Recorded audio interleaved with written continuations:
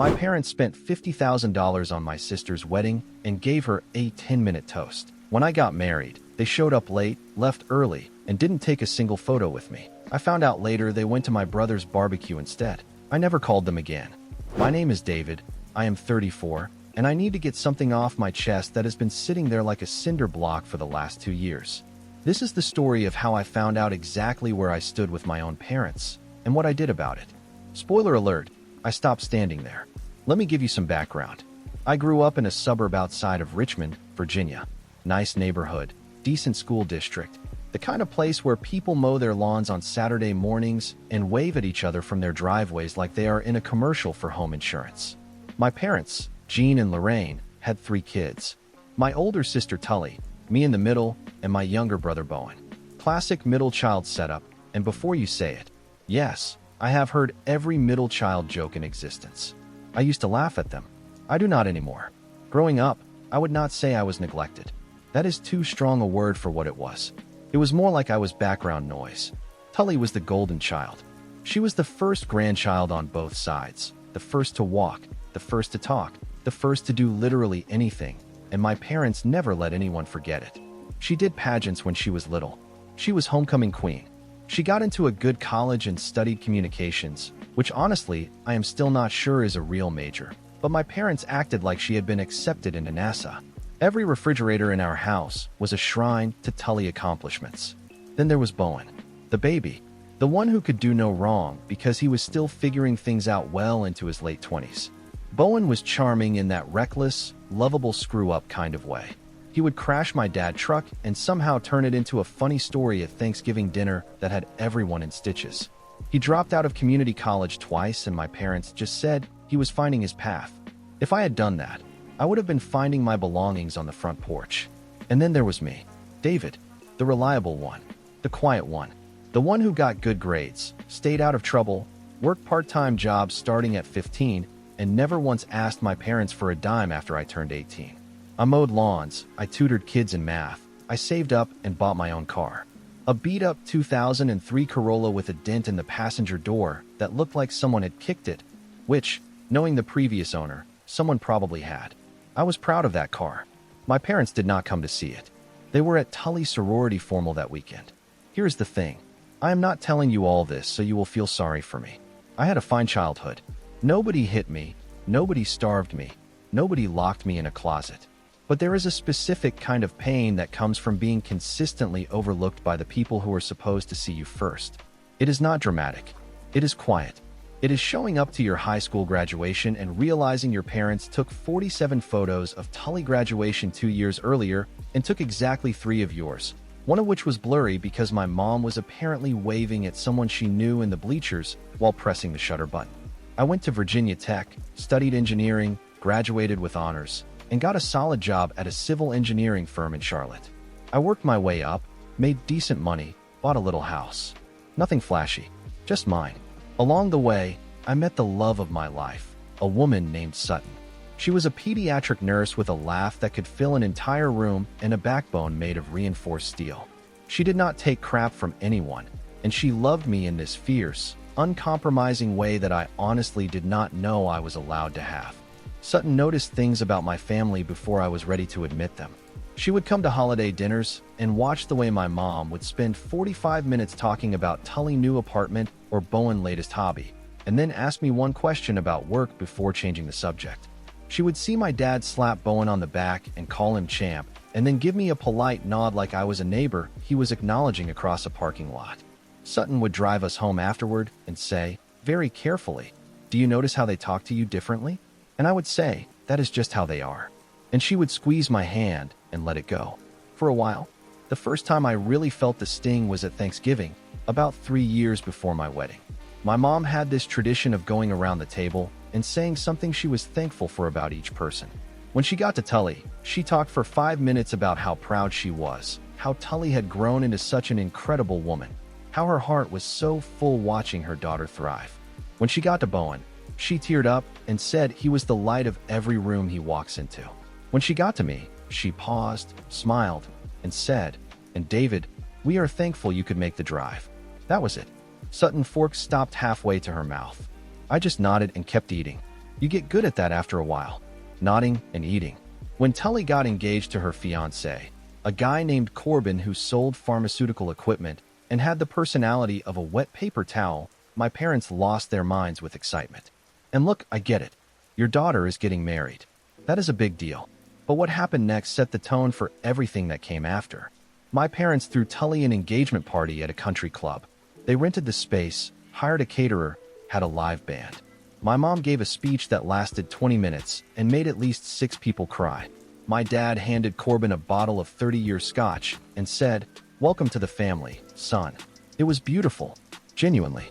I was happy for Tully. I clapped. I hugged her, I meant it. Over the next year, the wedding planning consumed my parents' entire existence. My mom went to every dress fitting, every cake tasting, every venue walkthrough. My dad wrote checks without blinking. The final tally, which I only found out about later, was just north of $50,000. 50 grand. For one day.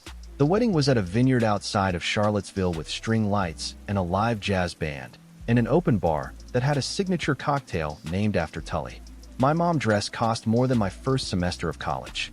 And at the reception, my dad stood up and gave a 10-minute toast about Tully that was so heartfelt, so detailed, so specific to who she was as a person, that I remember sitting at my table thinking, he actually knows her.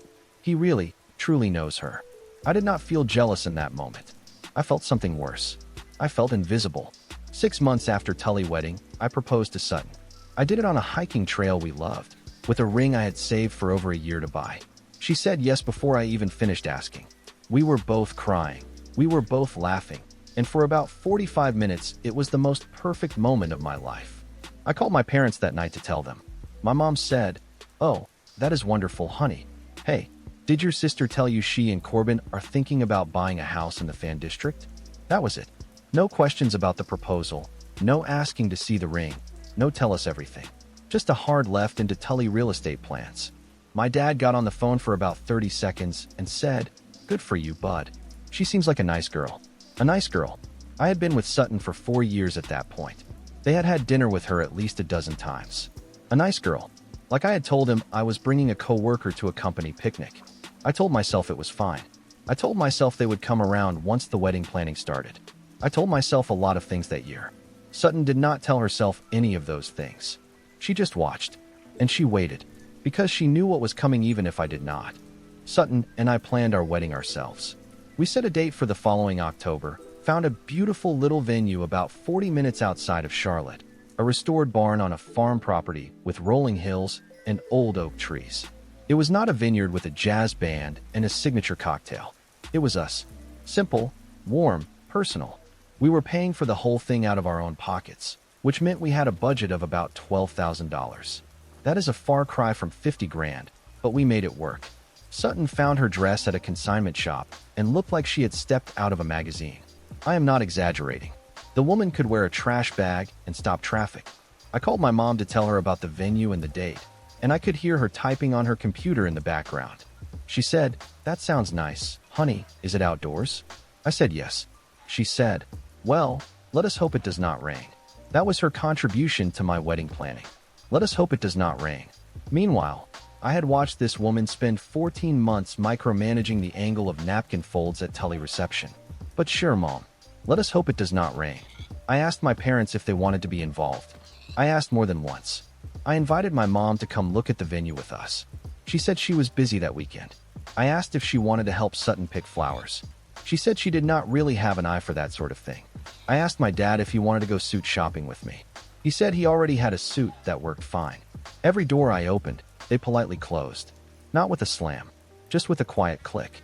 That is how they always did it. Quietly. Sutton parents, Hank and Ruthie, were the opposite. Hank drove up from Asheville 3 times to help me build the arbor we were going to get married under. The man was 62 years old and out there with a circular saw at 7 in the morning, whistling Creedence Clearwater Revival songs while I handed him boards. Ruthie took Sutton to every appointment, helped address every invitation by hand, and cried happy tears at least once a week leading up to the wedding. They treated me like a son from day one. Not like a nice boy their daughter was dating. Like a son. The wedding was on a Saturday. Ceremony at 4 in the afternoon. I had told my parents the date, the time, and the location no fewer than 6 times. I sent them a formal invitation. I sent a follow-up text. I even had Tully confirm they knew, and she told me, "Yes, David, they know. Stop being so neurotic." Neurotic. That is what caring looked like to my family. Neurotic. The morning of the wedding, I was at the venue by 9. Sutton was getting ready at a little cottage on the property with her bridesmaids and her mom. I was in the barn with my best man, a guy named Riggins who I had been friends with since college. Riggins was the kind of friend who would help you move a couch up 3 flights of stairs and never mention it again. He could also tie a Windsor knot in under 10 seconds, which came in handy that morning because my hands were shaking. At around 2 in the afternoon, I started getting a weird feeling. My parents had not called, had not texted, had not asked for directions, which they would have needed because they had never been to the venue. I texted my mom, "Hey, just checking in, you guys on your way?" No response for 40 minutes. Then she wrote back, "Running a little behind, be there soon." I told myself it was fine. Traffic, maybe. A late start. Normal stuff. The ceremony started at 4. I was standing at the altar, looking out at our guests, about 70 people total. Sutton parents were in the front row. Ruthie was already dabbing her eyes. Hank was sitting up straight with his hands on his knees, looking like a proud general. My side had Riggins standing next to me, a few of my cousins scattered around, and 2 empty chairs in the front row with reserved signs on them. The music started. Sutton came down the aisle on her dad's arm, and I swear every thought I had ever had left my brain except one. That is my wife. She was glowing. I could not see anything else. We said our vows, which we had written ourselves. She made me laugh. I made her cry. It was perfect. And through the whole thing, those 2 chairs stayed empty. My parents showed up at 4:52.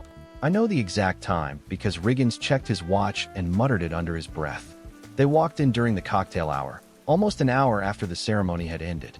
My mom was wearing a blouse and slacks, not even dressed for a wedding. My dad had on khakis and a polo shirt, like he was about to play 9 holes. They walked up to me and my mom hugged me and said, "Sorry we are late. Traffic was a nightmare." No acknowledgement that they had missed the ceremony. No horror on their faces. No, "Oh my God, David, we are so sorry." Just traffic was a nightmare, like they were late to a dentist appointment. I could feel Sutton's hand on my back, steadying me. I introduced them to a few people. My mom spent about 10 minutes talking to Tully, who had at least shown up on time and was sitting with Corbin at their table looking bored. My dad shook Hank's hand and said, "Nice place you got here," like Hank owned the venue. He did not. My dad just had not listened to anything I had told him about the wedding. During dinner, my parents sat at their assigned table and barely spoke to anyone. They did not mingle. They did not dance. They did not come up to us during the toasts. Riggins gave a best man speech that had the whole barn laughing and crying, and my parents sat there with polite smiles like they were watching a documentary about someone else's family. At 7:30, not even 3 hours after they had arrived, my mom came up to me and said, "We are going to head out, honey. Your dad is tired." I looked at her and said, "You just got here." She patted my arm and said, "It was a lovely evening, David. Congratulations." They left. They did not say goodbye to Sutton. They did not take a single photo with me. Not one. My wedding photographer later told me she had tried to gather both families for a group shot and my parents had already walked to their car. Let that sink in. The photographer, a stranger who I was paying $300, cared more about documenting my wedding than my own parents did. I did not cry that night.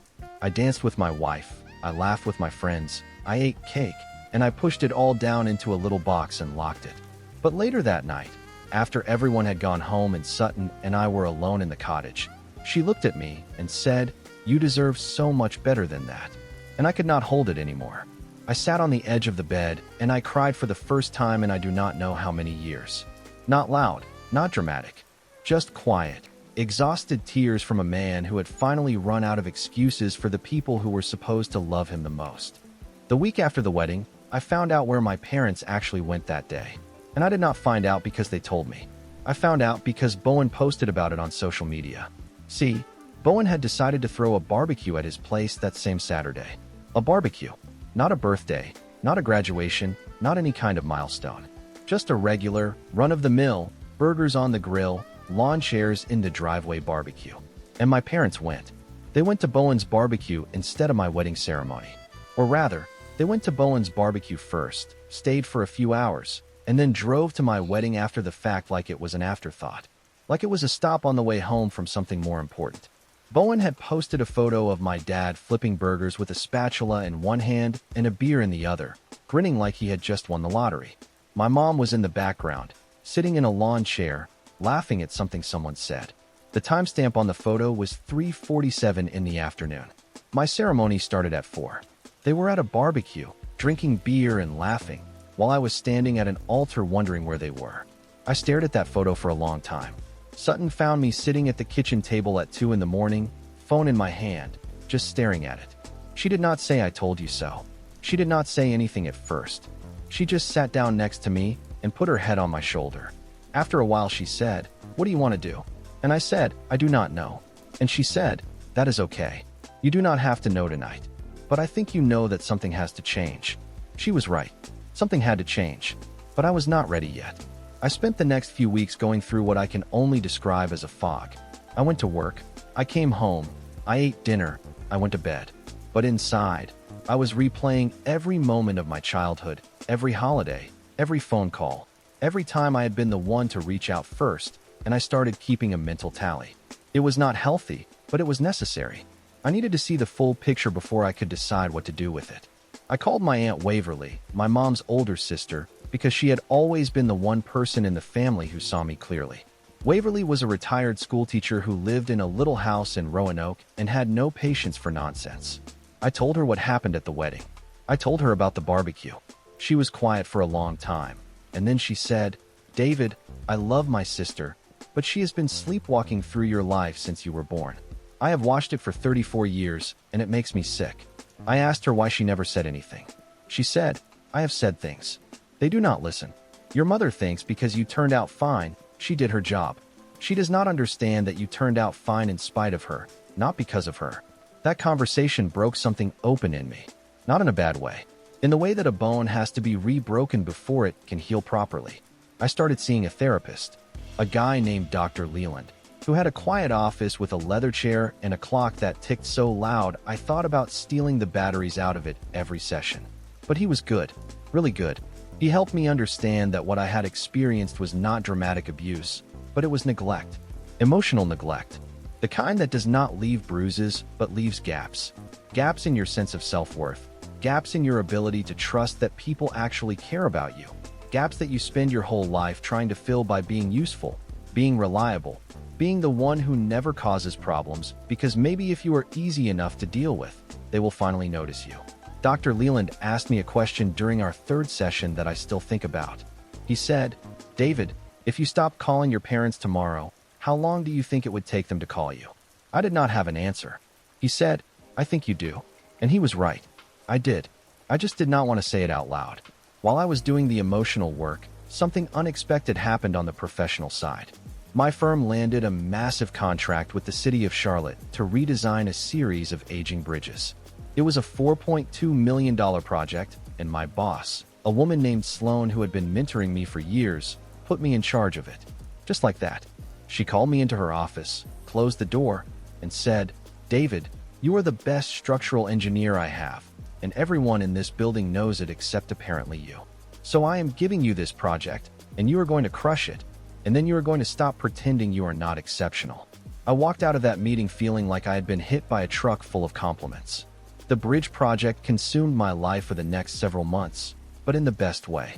I was leading a team of 12 engineers, presenting to city council members, collaborating with architects and environmental consultants.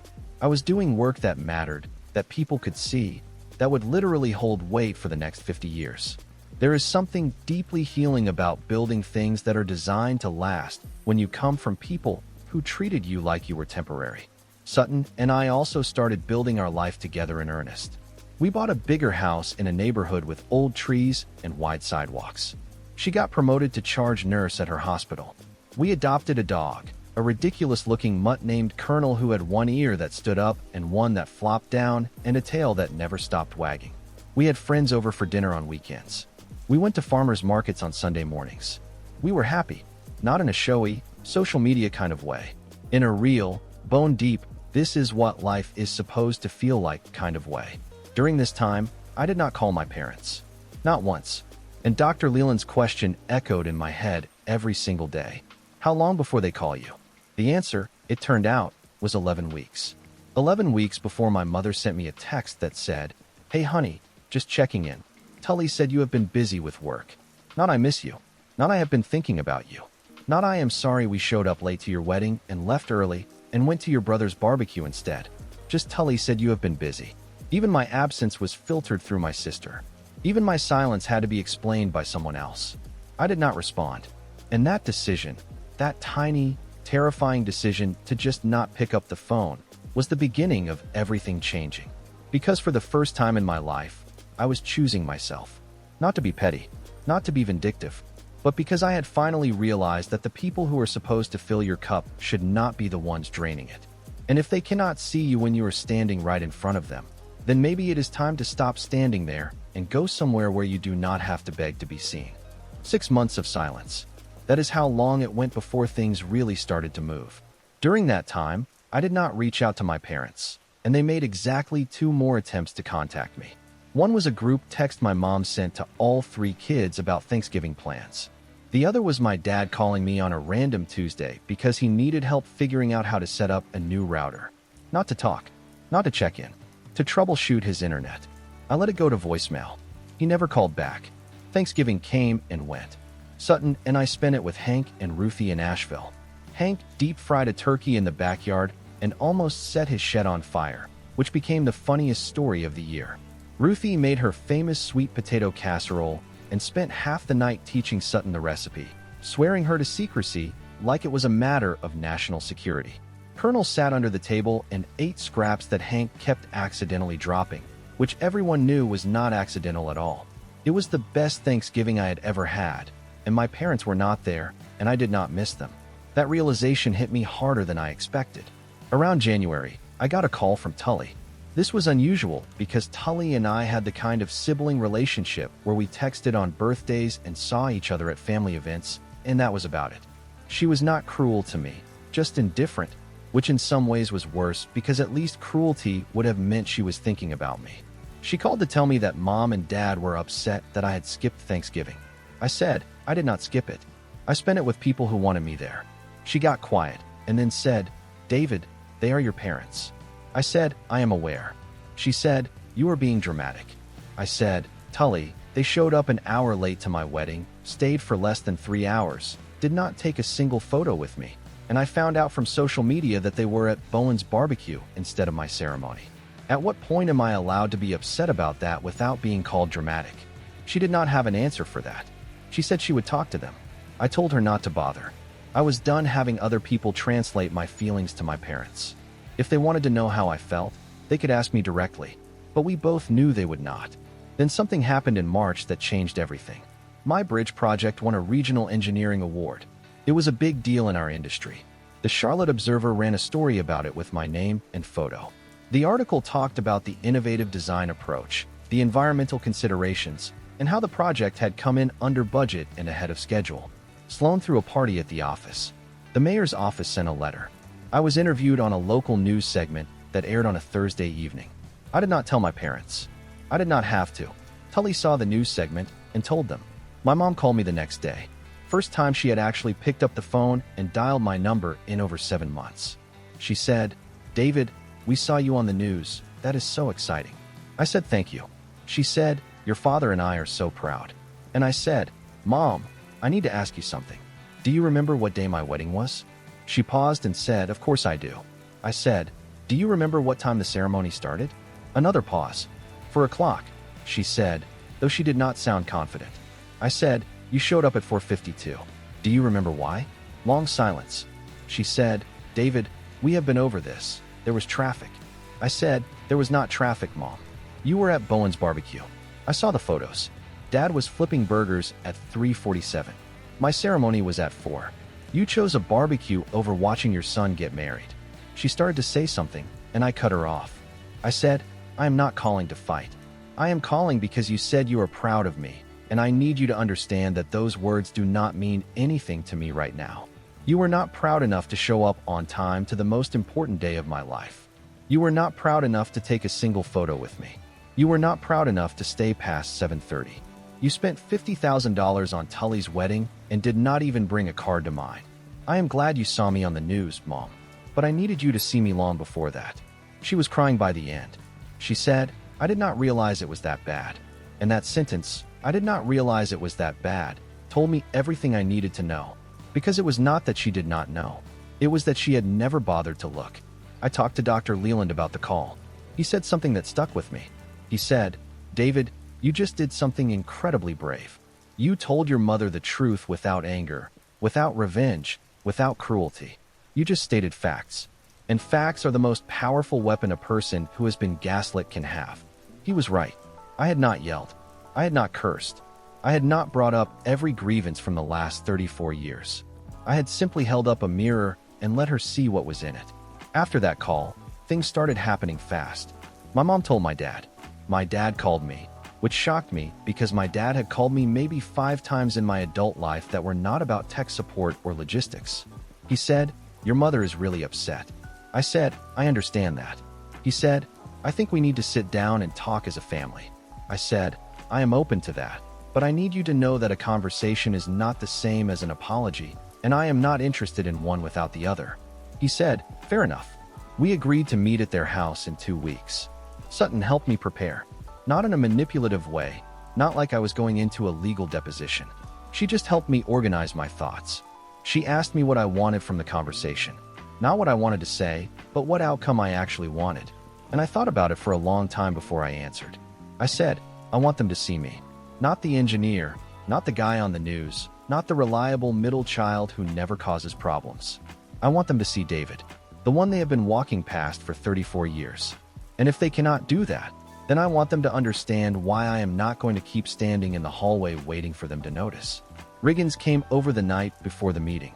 He brought a 6-pack and sat on my porch with me while Colonel chewed on a stick between us. He said, you know, most people would have just screamed at them at the wedding and been done with it. I said, I thought about it. He said, but you did not. You waited, you worked on yourself, you built your life, and now you are going in there with receipts and composure. That is not revenge, man. That is growth. And if they cannot handle it, that is on them. He was right.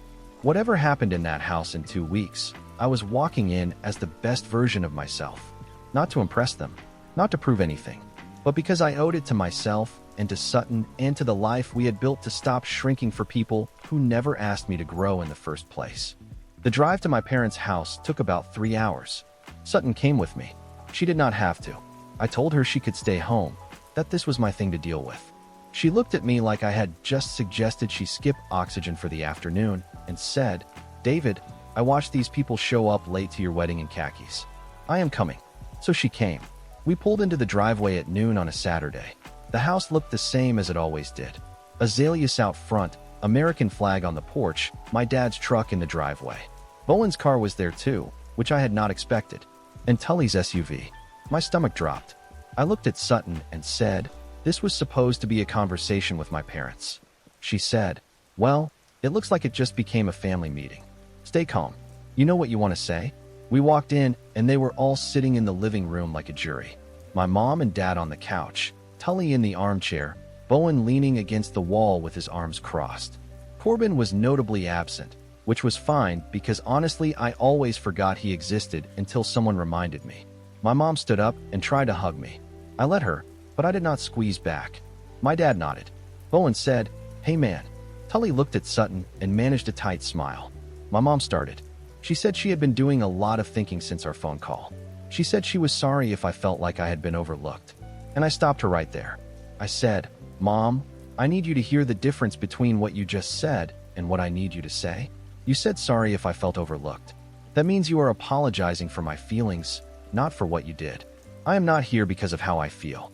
I am here because of what happened. You showed up almost an hour late to my wedding. You left before 8. You did not take a single photo with me or my wife. And you went to Bowen's barbecue first. Those are not feelings. Those are facts. My dad spoke up. He said, we made a mistake, David. We should have managed our time better that day. I said, Dad, this is not about time management. This is about priority. You spent $50,000 on Tully's wedding. You gave a 10-minute toast. You were at every fitting, every tasting, every walkthrough. When I got engaged, Mom changed the subject to Tully's house hunt. When I asked you to go suit shopping, you said you had one that worked fine. This is not one bad day. This is 34 years of me being an afterthought in this family. And the wedding was just the day it became impossible to ignore. The room got very quiet. Tully shifted in her seat.